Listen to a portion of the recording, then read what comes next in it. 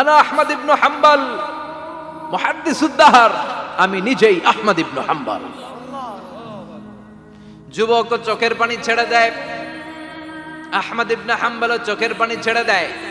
যুবক চিৎকার মেরে ইমাম আহমদ ইবনে হাম্বলকে জড়িয়ে ধরে, হাতে হাত রেখে মুসাফা করে, কপালের মধ্যে চুমু খায় আর আল্লাহর শুকরিয়া করে বলে, ও ইমাম, আসলে এই দোয়াটাও আল্লাহ আজকে কবুল করে নিল।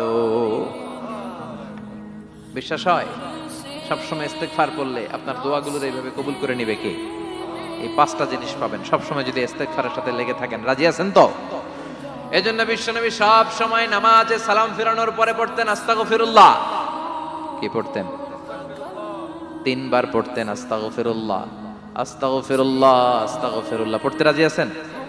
ইস্তেগফারের অনেকগুলো আলফাজ আছে, সবচেয়ে ছোট ইস্তেগফার হচ্ছে এটা, আস্তাগফিরুল্লাহ, আস্তাগফিরুল্লাহ।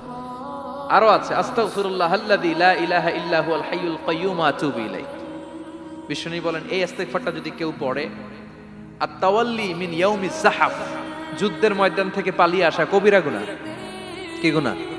কাফেরদের সাথে যুদ্ধ, আমি তাগড়া যুবক, তলোয়ার নিয়ে নেমেছি, আমার দেহের এক ফোঁটা রক্ত থাকা পর্যন্ত আমি যুদ্ধ চালিয়ে যাব, আমি ফিরে আসতে পারবো না, আইনটা কার? ফিরে আসলে কবিরা গুনাহ।